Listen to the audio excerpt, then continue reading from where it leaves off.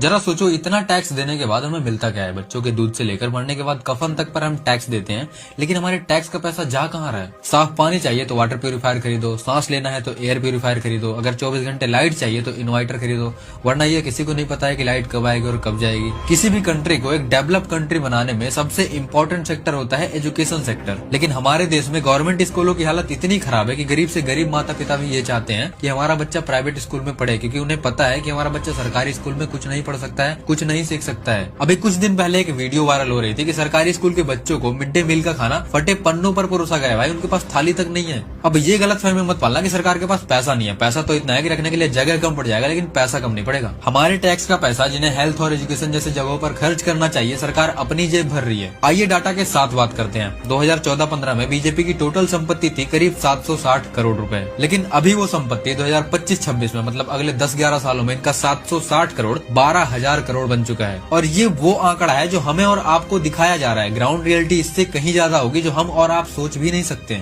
अब ये इनके बाप दादा का पैसा बिल्कुल नहीं है, ये हमारे और आपके जैसे आम नागरिक का पैसा है, जो हम इन्हें टैक्स के रूप में देते हैं कि सरकार हमारे लिए कुछ करेगी, लेकिन ये अपनी जेब भरने में लगे हैं। हर साल इंडिया में 16 से 24 लाख लोगों की मौत हो जाती है अच्छी हेल्थ केयर न मिलने की वजह से, क्योंकि हमारे देश में गवर्नमेंट हॉस्पिटल उस लायक है ही नहीं कि एक व्यक्ति को अच्छी हेल्थ केयर मिल पाए। और अगर व्यक्ति प्राइवेट हॉस्पिटल में जाता है तो इलाज इतनी महंगी है कि घर से लेकर खेत तक सब बेचना पड़ जाएगा। हम 2 रुपए कमा लिए तो टैक्स, कुछ खरीदे तो टैक्स, कुछ बेचे तो टैक्स, और अगर जैसे तैसे करके आपने 2 रुपए बचाकर कहीं इन्वेस्ट भी कर दिया तो उसमें भी टैक्स, और अगर उस इन्वेस्ट किए पैसे से थोड़ी सी प्रॉफिट बना ली तो उसमें फिर से टैक्स। फिर भी हमें दूध नकली, पनीर नकली, दही नकली, वैक्सीन तक नकली दी जा रही है। और पॉल्यूशन तो इतनी ज्यादा हो चुकी है कि दिल्ली और मुंबई जैसी शहर गैस चैम्बर बन चुके हैं। हालत इतनी खराब है कि गंदा पानी पीने की वजह से लोगों की मौत हो रही है और सरकार को कोई फर्क ही नहीं पड़ रहा है। दुर्भाग्यवश जो काम मीडिया को करना चाहिए वो काम हमें करना पड़ रहा है। तो आप फॉलो कर सकते हैं हमारी आवाज को थोड़ी सी बुलंद बनाने के लिए, और अपनी राय कमेंट बॉक्स में देकर जाइएगा। जय हिंद, जय भारत दोस्तों।